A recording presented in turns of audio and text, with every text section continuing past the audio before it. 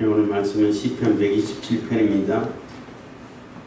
시편 127편 축복 시편 127편 복받은 자의 삶에서 인간의 모든 삶을 여호와 하나님께서 주관하신다라는 그러한 내용의 시입니다. 그래서 하나님께서 함께 하시고 하나님의 주권을 인정하고 하나님의 통치를 받는 그러한 자가 복받은 자죠. 그리고 하나님께 주신 기업을 잘 이어갈 수 있는 자가 되는 겁니다. 시편 127편은 솔로몬의 시, 곧 성전에 올라가는 노래에서 순례자의 노래이기도 하고, 솔로몬의 시라고 했는데 그 원문에는 솔로몬을 위하여 이렇게 적혀 있어요.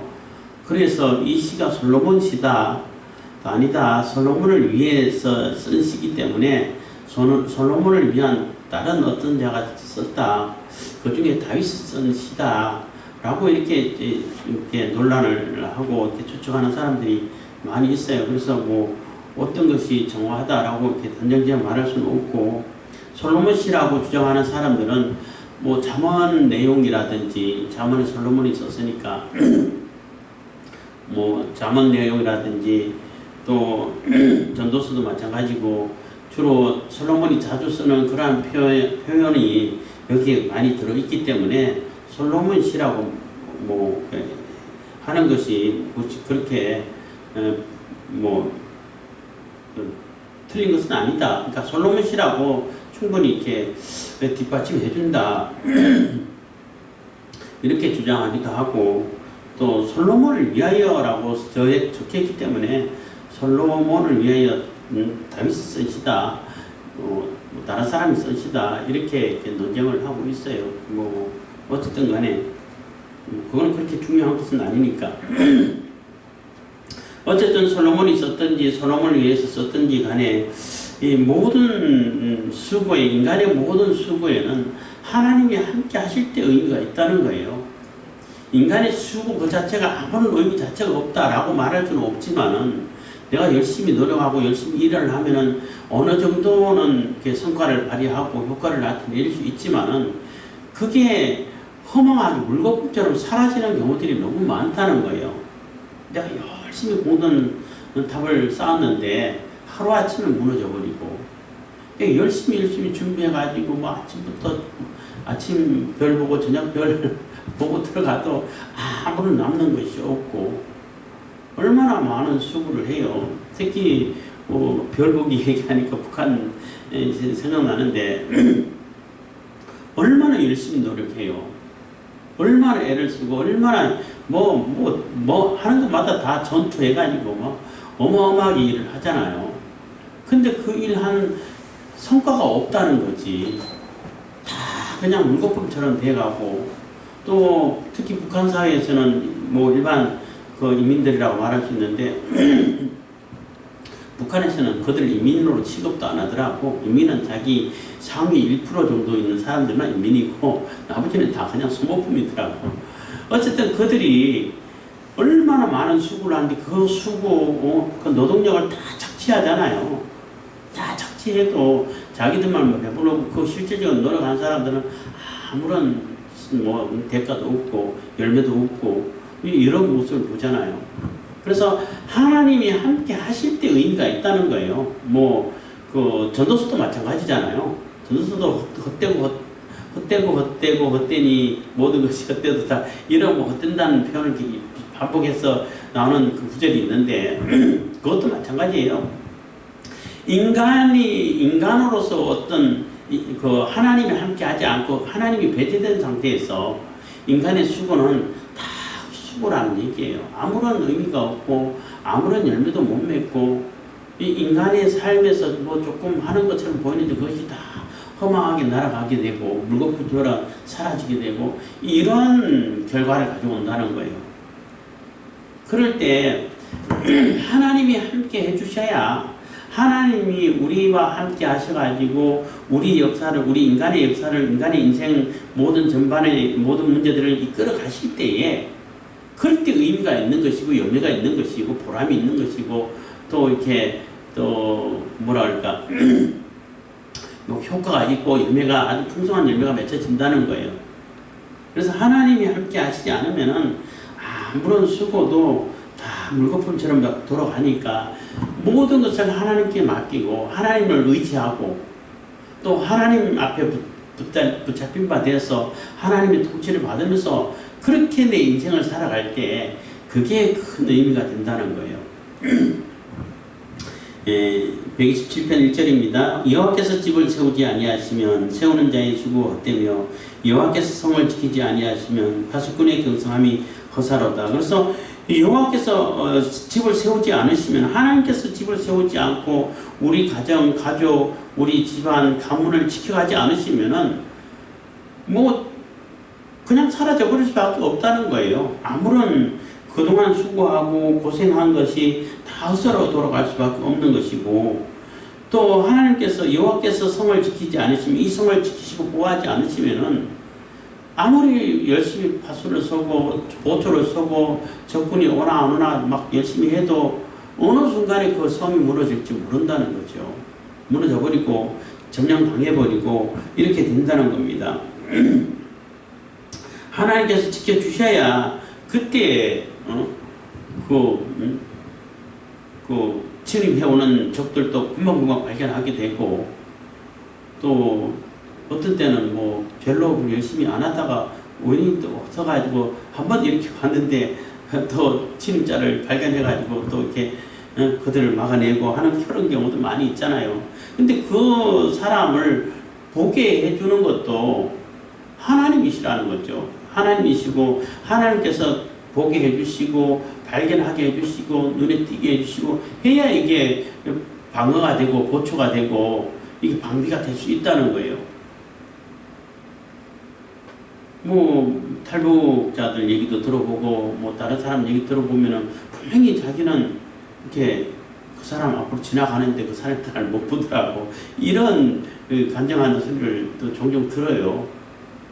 하나님께서 눈을 안 열어주시면 눈앞에 있어도 못 보고 또 하나님께서 보호해주지 않았으면은 지금까지 아무 일 없다가도 꼭 자기가 지나갈 때 또 이렇게 바로 이렇게 발견돼가지고 곤란을 당하고 뭐 이런 경우들도 많이 이렇게 들어보는 것처럼 하나님께서 보호해 주셔야 보호가 된다는 거예요. 그러니까 하나님께서 집을 세워주시고 또 하나님께서 이 성을 보호해 주시고 해야 그 보호가 되고 집이 세워지는데 그러면 사람들이 아무것도 안 해도 되고 하나님께서 다 해주시겠네 그런 얘기가 아니라는 거예요. 내가 열심히 일을 하고 열심히 집을 짓고 벽돌을 쌓고 하지만은 우리 가정을 돌보고 하지만은 하나님이 배제된 상태는 그 많은 것이 물거품으로 허망하게 끝나버릴 수가 있다는 거예요. 하나님이 함께 하신다. 임마누엘 하나님이시다. 하나님이 우리와 함께 하시고 우리 가정의 주인 되신다. 이런 마음을 가지고 이런 믿음을 가지고 하나님을 의지하면서 내가 집을 보호하고 벽돌을 쌓아가고 우리 가정을 지켜가고 부양을 해가고 하면은 그게 지켜져 간다는 거예요. 열매를 맺어져 간다는 거예요.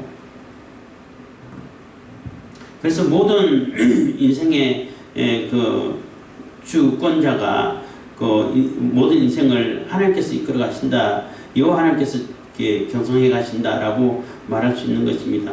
너희가 일찍 일어나고 2절 너희가 일찍이 일어나고 늦게 누우며 수고의 떡을 먹음이 헛되도다 해서 일찍 일어나고 늦게 눕고 얼마나 수고 많고 얼마나 열심히 일한다는 얘기가 되는 거죠. 한국 사람들 열심히 일하죠. 정말로 뭐 대단하다 할 정도로 열심히 일하고 뭐 외국 사람들이 다 놀랄 만큼 열심히 하고 부지런하고 하는데 뭐 북한도 같은 민족이다 보니까 열심히 일하는 건 똑같은데 하나님이 함께 해주지 않으시면 그 열심히 일하고 일찍 일어나고 늦게 눕는다는 얘기는 얼마나 많은 시간을 투자해서 수고를 하느냐는 겁니다.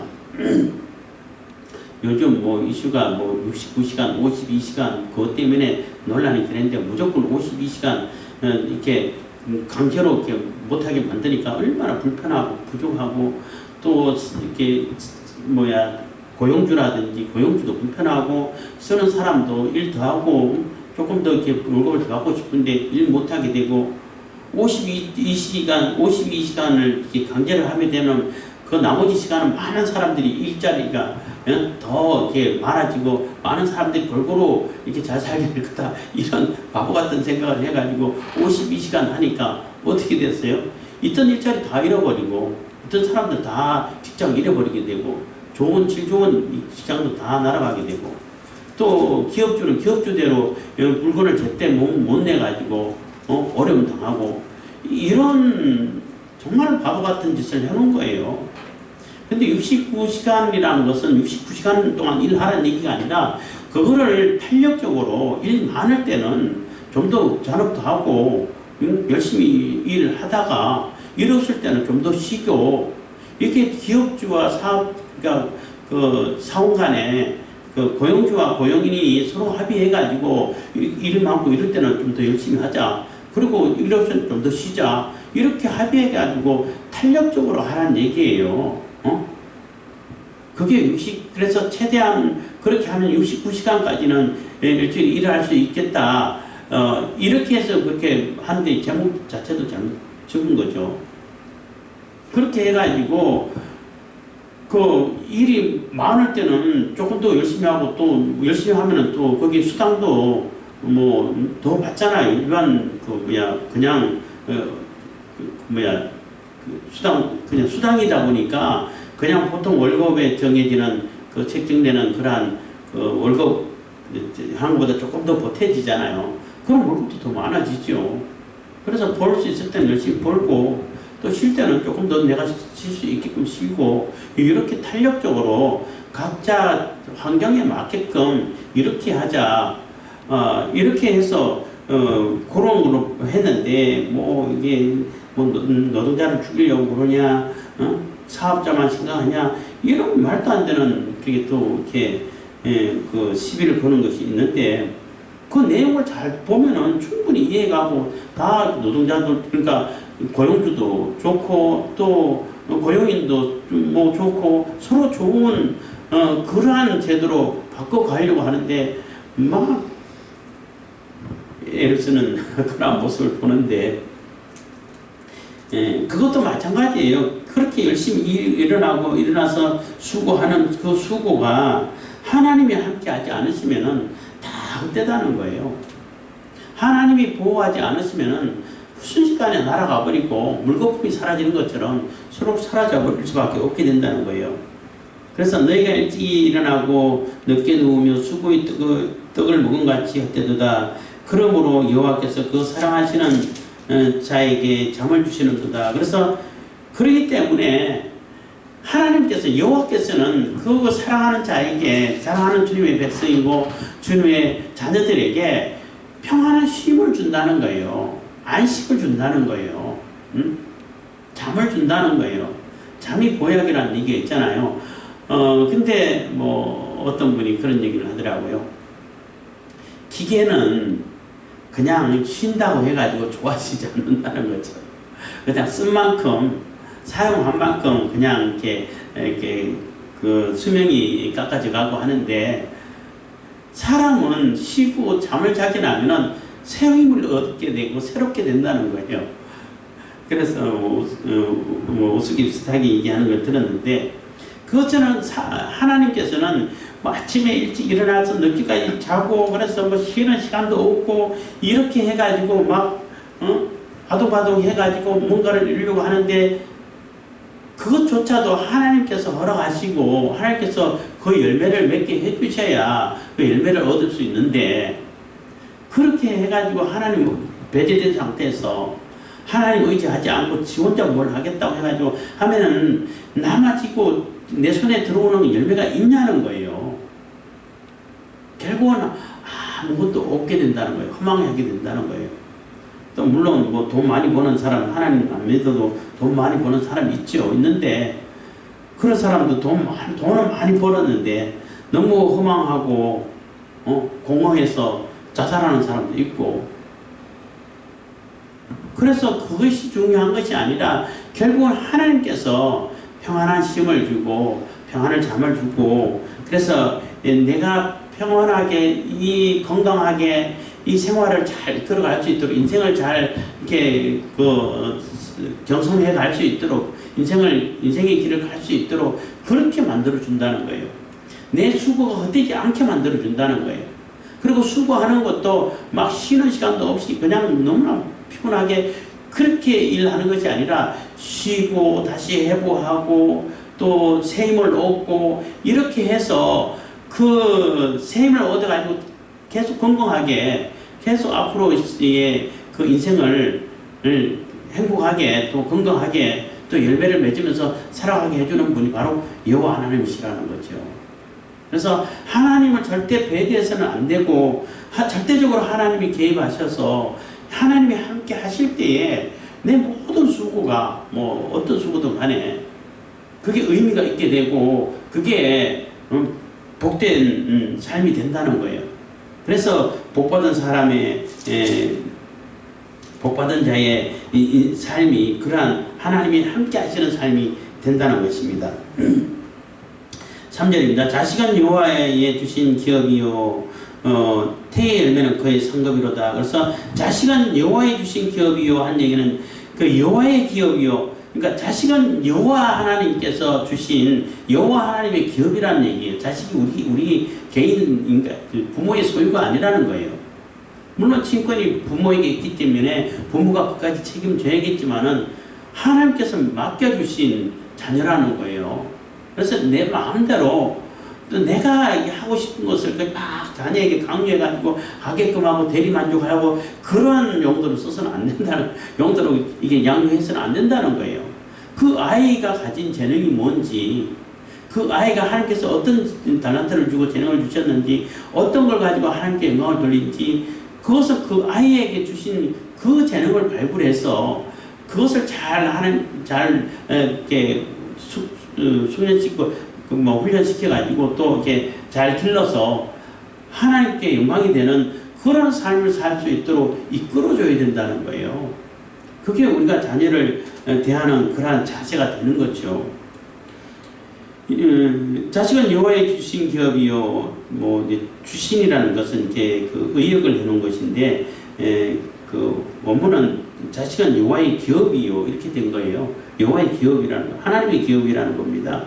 태의 열매는 그의 상급이로다. 그래서 태의 열매는 그의 상급이지. 하나님께서 우리에게 주신 이 생명, 특히 요즘은 이렇게 낙태법을 없애버리고 아무 때나 낙태할 수 있도록 만들어 놓고, 그것도 참 생각해 보면은 이게 말이 안 되는 거예요. 왜냐하면은 여성들이 그 난자를 팔고 사면은 이 법에 걸려서 처벌받아요. 난자도 이게 매매 못하고 이게 함부로 못하게 하는 그런 법은 적용되는데, 태아는 생명이잖아. 그보다 훨씬 가치 있는 생명인데 생명을 마음대로 죽인다고. 미국에서는 낙태할 자유를 주세요 하는데 그거 주네 또 안 되네 이렇게 해가지고 논란이 되는데, 그건 자유가 아니에요. 내가 져야 할 책임인 거지. 내가 져야 할 책임이죠. 그리고 그 낙태법이 있을 때에도 무조건 못하는 것도 아니고 정말로 피치 못할 상황이라든지 그러면은 허용되는 것도 있어요. 아주 이렇게 불미스러운 일로 이래가지고 임신됐다든지, 아니면은 또 그 태아가 있음으로 인해가지고 내가 임신으로 인해가지고 산모가 죽을 위기에 처했다든지, 어쩔 수 없는 상황이 살다 보면 있잖아요. 그럴 때는 그 문제를 삼지 않아요. 이미 법이 그렇게 돼 있어. 그런데 아무 때나 아무렇게나 이렇게 낙태 가능하도록 만들어 놓는 것이, 그게 무슨 인권이에요? 인권을 짓밟는 거지. 그건 살인죄예요, 살인죄. 그건 하나님께 주신 열매라는 것을, 하나님께 주신 상급이라는 것을 기억해야 되는 거예요. 그래서 내가 생명을 잉태하고 생명을 낳는다는 그 기쁨이 얼마나 큰 기쁨인데, 얼마나 소중한 것인데. 근데 그것을 자꾸 이렇게 아무렇지도 않고 그냥 하찮은 것으로 여겨지는 그러한 분위기가 너무나 이렇게 안타깝다는 것입니다. 사람 정상적이 아닌 그러한 사고방식이라는 거예요. 젊은 자의 자식은 장수의 수중의 화살 같으니, 그래서 젊어서 낳은 자식이라고 말할 수 있는데, 그러니까 좀 한 살이라도 젊었을 때 아이 낳는 것이 훨씬 이렇게 쉽다라고 이렇게 말할 수 있어요. 말할 수 있는데, 어쨌든 젊은 자의 자식은 장사의 수중의 화살 같은 해서 장사들은 이렇게 아주 훌륭한 훈련이 잘 돼 있고, 이렇게 그 무예가 뛰어나고, 이게 전쟁하는데 아주 능력이 있는 그런 사람들을 뭐 장사라고 말할 수 있는데, 아주 뭐 활 잘 쏘기로 유명한 자는 뭐 태조 이성계 장군이죠. 이성계 장군일 때, 장군인데 뭐 어떤 드라마 보니까 급할 때는 뭐 화살 한 번에 3개씩 겨녀가지고 쏴도 아주 명중, 뭐 한 번에 3사람씩 그냥 뭐 명중해서 처리하는 그러한 드라마도 있는데, 그 정도로 활을 잘 쏜다는 거죠. 그래서 그런 사람들의 활은 뭐 원샷, 원킬 이렇게 된단 말이에요. 그럴 때 그 화살이, 그 화살 하나가 얼마나 대단한 위력을 발휘하겠냐는 거죠. 근데 이게 젊어서 낳은 자식, 젊어서 낳은 그 자식은 그 장사의 수중에 화살같이 아주 뭐 우리 가족을, 부모를 또 이렇게 보호하고 우리 가족을 지키고 우리 가문을 지켜가는데 아주 결정적이고 효과적인 그러한 역할이 바로 자식이 한다는 거예요. 젊어서 낳은 그런 자식이 한다는 겁니다. 그래서 자녀가 그만큼 중요한 거예요. 그래서 제발 좀 아이 좀 많이 낳고, 옛날에는 둘만 낳아서 아들, 딸 구별을 말고 둘만 낳아서 잘 기르자 이런 구호가 있었는데, 지금 그 구호를 조금 바꿔야 될 것 같아. 아들, 딸 구별 말고 둘 이상 낳아서 만자를 이상으로 바뀌어가지고 잘 기르자 이렇게 해야 될 것 같아요. 5절, 이것이 그 전통에 가득한 자는 복되도다. 저희가 성문에서 그 원수와 말할 때에 수치를 당치 아니하리로다. 그래서 이것이 전통에 가득하다는 얘기는 아무리 장사 뭐 뛰어난 원샷 원킬 하는 그러한 대단한 그 장사를 할지라도 화살이 없으면은 활은 무용지물이에요. 아무 쓸모없는 것밖에 안 되는 거예요. 겨우 한 발 두 발 남아 있어도 불안불안하죠. 이거 써야 되나 말아야 되나, 저거 일단 처리를 해야 되나 이렇게 했는데, 그게 완전히 화살통에 가득 차 있으면은 뭐 수시로 마음껏 이렇게 쏠 수 있잖아요. 그것처럼 자녀가 많으면은, 이게 성문에서 하는 얘기는, 이 성문은 이제 재판장을 얘기하는 거예요. 재판소를 얘기하는 거예요. 옛날 중동에서는 주로 이제 성문에 그 재판석을 구하고 또 광장이 있고 하기 때문에 거기서 재판을 많이 하게 되는데, 재판을 할 때에, 재판을 당할 때에 억울한 일을 안 당한다는 거예요. 내가 분명히 잘못하지 않았는데 죄를 뒤집어 쓴다든지, 내가 옳은 일을 했는데 오히려 왜곡돼 가지고 거짓으로 왜곡을 시켜 가지고 죄를 뒤집어 씌운다든지, 이런 일을 안 당한다는 거예요.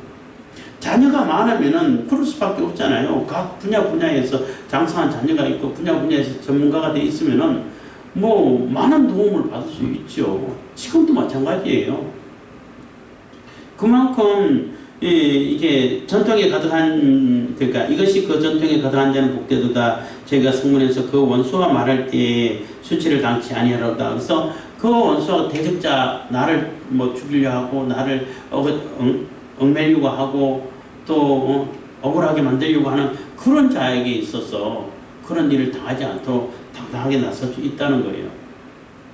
그래서 하나님께서 함께 해주셔야 우리의 모든 수고가 의미가 있는데, 그 의미 중에 가장 큰 의미가 자녀라는 거예요. 자녀도 하나님께서 함께 해주셔야 우리가 생명을 이렇게 잉태하고 나갈 수 있고 또 그 생명을 잘 길러갈 수 있죠. 그리고 뭐 여기서 또 상징할 수 있는 것은 예수님하고 비교를 해가지고 상징하는 분도 있던데, 그것도 참 의미가 있는 해석인데, 예수님께서 우리와 함께 하실 때에, 또 예수님께서 여기 잠이라는 얘기는 죽음을 뜻하기도 한다고 해요. 그래서 아담이 그 잠을 자고 깊이 잠들게 해서 거기서 갈빗배를 취해서 또 하와를 만들고 했잖아요.